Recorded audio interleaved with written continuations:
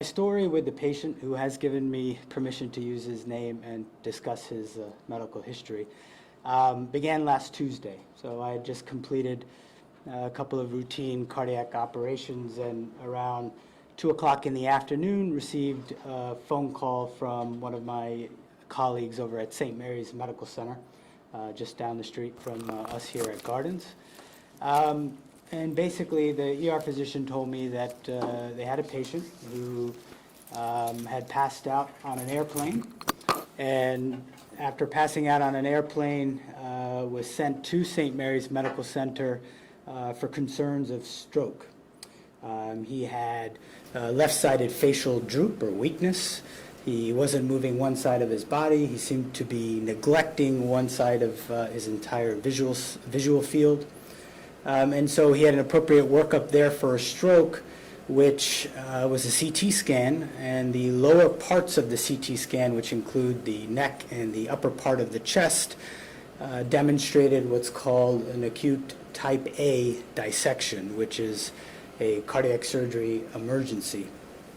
So at that point, we made the decision very promptly to transfer the patient from St. Mary's to Palm Beach Gardens Medical Center, which is a cardiac surgery site. Upon arriving here, I did meet the patient, Ken, in the emergency room. Spoke to one of the passengers that was actually on the airplane that made the drive over as well, and left a voicemail with his wife, who was on an airplane on the way down here from Lake Wales in Central Florida. So after seeing the patient, we rushed him off to the operating room for a repair of his type A dissection, which is a high mortality case. About 50% of patients who have this diagnosis won't even make it to the hospital. Once the patient does arrive to the hospital, every hour that goes by is a 1 to 3% chance of passing away without treatment. And even with treatment, surgical treatment, that is, the risk of passing away with the operation or within the hospital stay is quite high. Many years ago, we used to quote patients that your risk of passing away was up to 50-60% with the operation, and near certainty for passing away without treatment. And over the past few years or decade or so, the outcomes have really improved to the point where we can tell patients who come to us that are otherwise in good health that their likelihood of surviving is around 15 to 30%, depending on the risk factors that they come in with. So we rushed him off to the operating room in the late afternoon of Tuesday. The operation completed close to midnight that night. He did very well.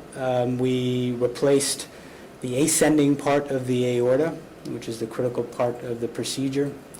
And we did this with the assistance of something called circulatory arrest, where the body is no longer receiving any blood flow. But we do it with another technique called antegrade cerebral perfusion, which allows us to actually deliver oxygen and nutrients to the brain while the rest of the body is cooled down to about 20 degrees. So following the operation, thankfully, we had no issues with bleeding. Shortly after returning to the ICU, we were able to wake him up.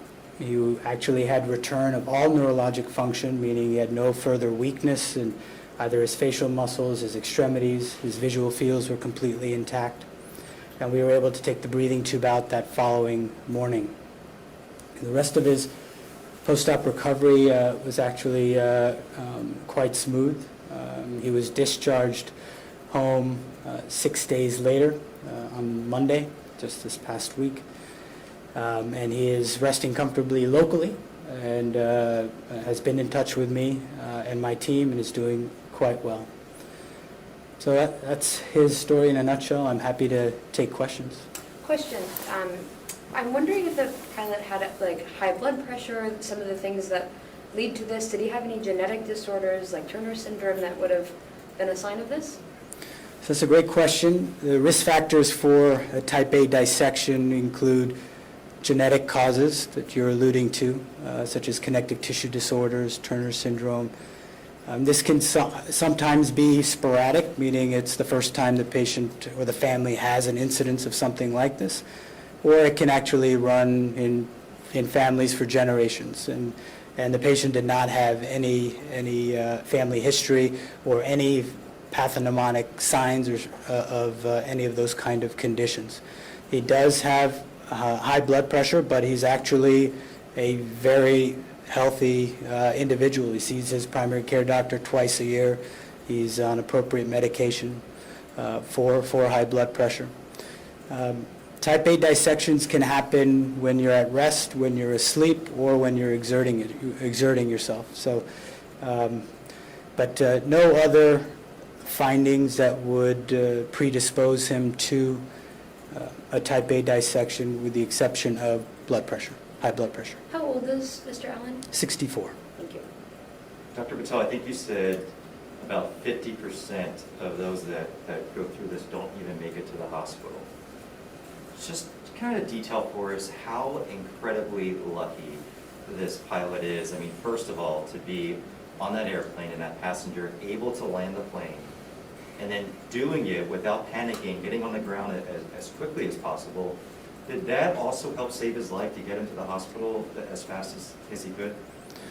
I mean, the story is a miracle after a miracle, really. You know, for him to be able to survive the event, an acute type A dissection is really acute. It is hyper acute. It happens suddenly.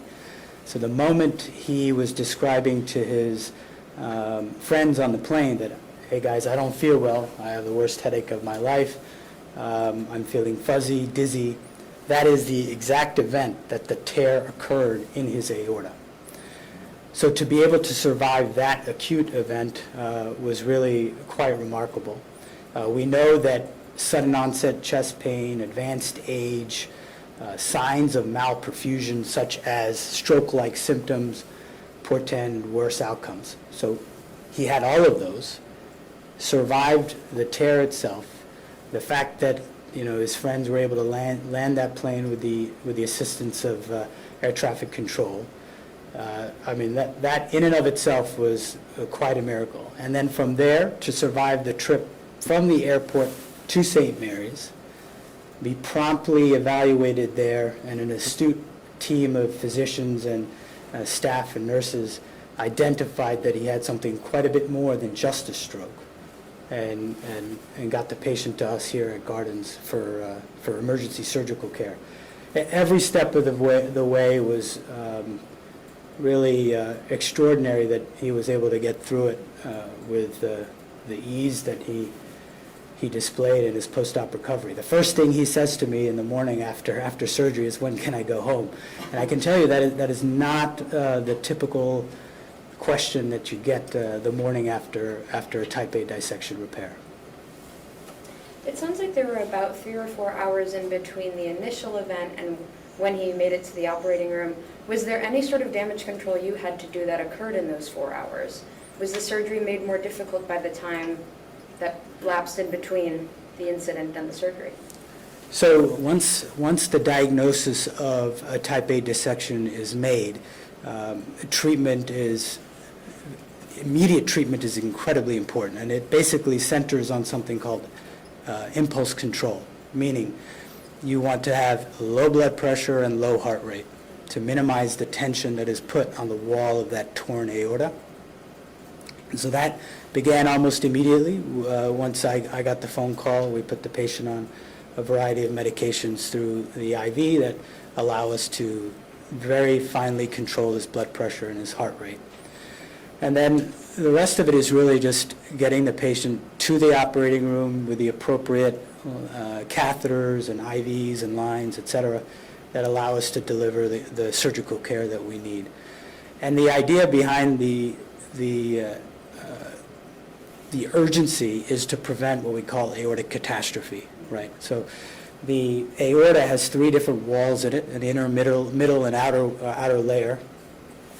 And when the tear occurs, it occurs between the inner and the middle layer, and the blood starts to create what we call a false lumen inside that wall. What we're trying to prevent are a couple of things. One is acute or frank rupture of the aorta, where the entire aorta falls apart and the patient unfortunately bleeds out, and prevent what we call malperfusion. So as blood starts to go into this false lumen through the tear, it can compromise the blood flow to the rest of the organs, namely the brain, the kidneys, the liver, and your limbs. So really, impulse control to keep the heart rate, blood pressure down, and getting the patient to the operating room, which is the safest place for a patient with a type A dissection to be. Was the patient conscious at all from the time the plane landed to the time he arrived here, or was he unconscious through the entire afternoon? When Ken arrived to us here at Gardens, he was alert. Okay. He was alert and was able to converse with me, and he was appropriate as well. He was able to tell me his wife's name, her phone number. By report from St. Mary's, when he was picked up from the airport, he was still confused, lethargic, and having symptoms consistent with a stroke, which is what led to the transfer to St. Mary's. Dr. Patel, was he having those stroke-like symptoms because was there a lack of blood going to the brain due to the tear at that moment? That's right. And when you perform the surgery, it sounds incredibly complex. Is it similar to open heart bypass surgery where you actually have to stop the heart, go into the chest, and he's breathing on the ventilator? This is quite a bit different from bypass surgery. It does require stopping the heart like some bypass surgery requires. In addition to stopping the heart, though, Ken's procedure also involves something called hypothermic circulatory arrest, which is something you would really not do for bypass surgery or valve surgery. And what that means is you cool the patient's core temperature down to 18, 20 degrees. And you do that to preserve cells, preserve brain cells, as well as help preserve the rest of the organs in the body. And what that allows us to do is actually come off of something called the heart-lung machine, which is what is providing oxygen and nutrients to the body while you're doing routine heart surgery.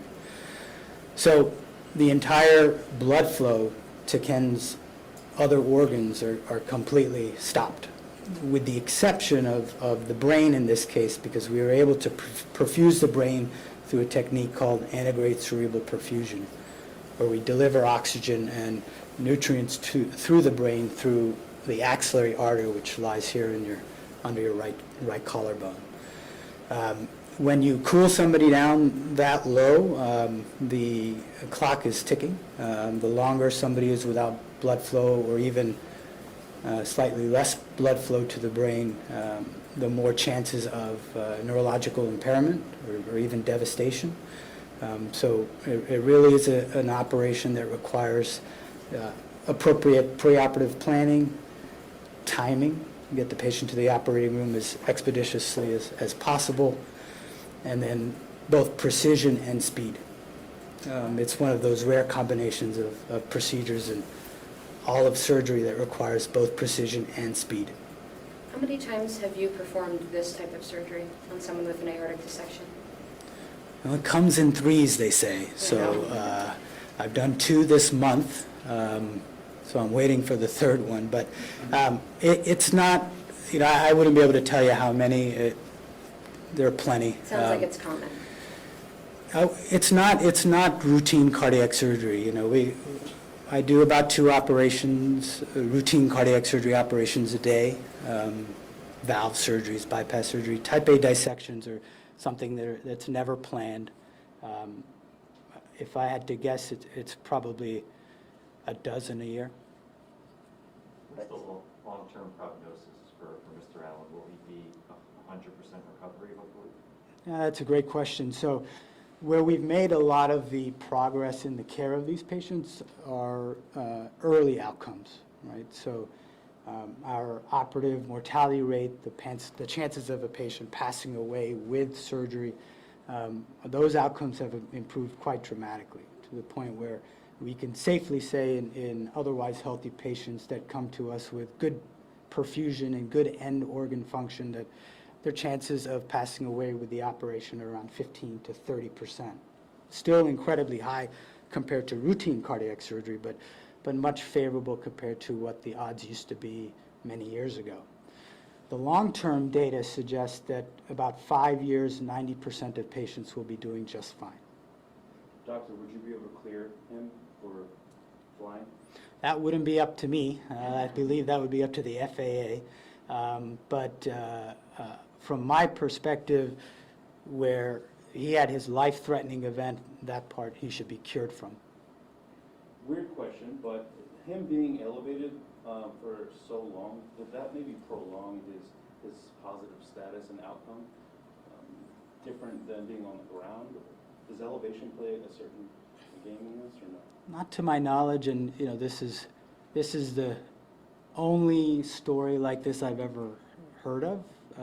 So there's not much data to go by, but I think if anything, being elevated only put him, at risk because of the potential for delay in care. At any point in this story, he could have had a frank rupture of his aorta, which would have been likely life-ending. Are there any warning signs of this type of situation, or did he have any previous symptoms? So type A dissections, acute type A dissections, which can happen suddenly. It's a hyperacute process. The moment he started having symptoms is the exact moment that he tore his aorta. So really the prevention for this is, really good type, blood pressure control, avoiding smoking, a good balance in terms of diet and exercise. And then, of course, if there is a role for prevention, it's really patients that have a family history of either aortic aneurysm or aortic dissection. If Ken was a 30-year-old male who had a father who had this and a grandfather who had this, et cetera, then this is where you would talk to Ken's children and grandchildren and say, let's get you into a genetic counseling and get you hooked up with a good cardiologist and get some imaging of the chest to see if there's either an aneurysm, ultrasounds of the heart to see if there's any valvulopathies, aortic valve abnormalities can be associated with aortic aneurysm and dissection. So that's where there would be benefit for prevention. But in Ken's case, this happened really quite suddenly without any symptoms prior to the actual event.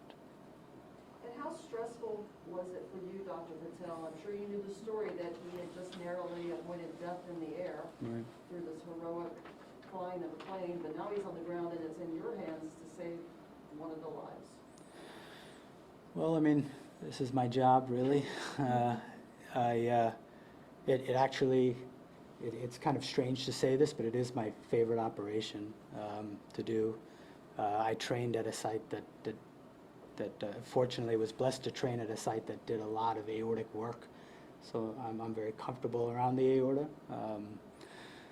So I wouldn't feel any more stress than I would with any routine cardiac operation because I've just been trained to do it. And how do you fix the tear? So there are many different ways, but the way that we did it for Ken is you excise the aorta that is torn. You reapproximate the layers by suturing them. Usually with what I do is put a piece of felt inside the layers and suture it closed so that no blood can then go into that false lumen. And then you basically, the aorta that you've excised, you have to replace it. It's like plumbing. You cut a piece of pipe out and you put new pipe in. So instead of pipe, we used what we call a Dacron tube graft. It's a synthetic graft that we hand stitch the proximal end, the distal end. And in his case, because we had to do it with circulatory arrest, we did a little bit more extensive work in what's called the aortic arch. The aorta split into the ascending, the arch, which looks like an arch, and then descends down into the belly. So we did a little bit of extensive work there to excise some of the tissue that was, very torn up, and put it back together, like I said, with a felt strip and suture.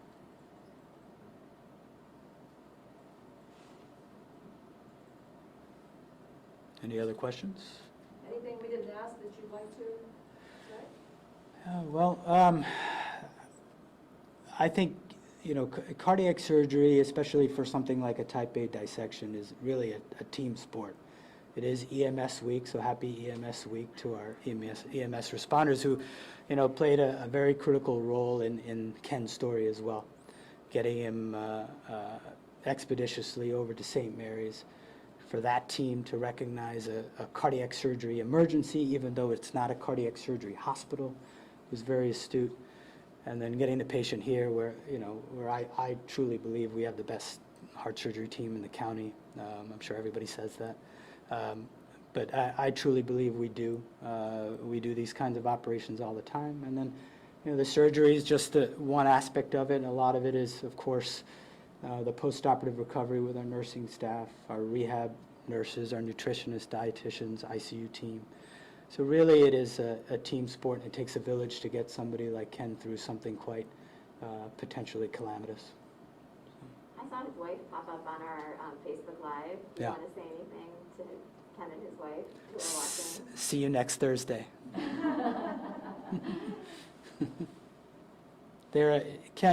Ken's a really, what's lost in all this is what a great guy he is. I mean, he's such a great guy, and it's nice after 2 years of really challenges in the world and in healthcare specifically to have a save that involves so many different aspects from being in the air, being on the ground, EMS, 2 different hospitals, 2 different teams. Really nice to have quite a positive story in what's been a challenging few years. How many in-person follow-ups do you need to do with Mr. Allen before he can go home to Lakewood? Well, so he's not too far away, and he has my cell phone number, so he knows how to get to me. But I usually keep patients here for a couple of weeks before I let them travel back home. Being in South Florida, we do see patients that are on vacation that have acute cardiac surgery needs, and I usually hold on to those patients that live, say, out of state or out of country for about a month before I let them travel.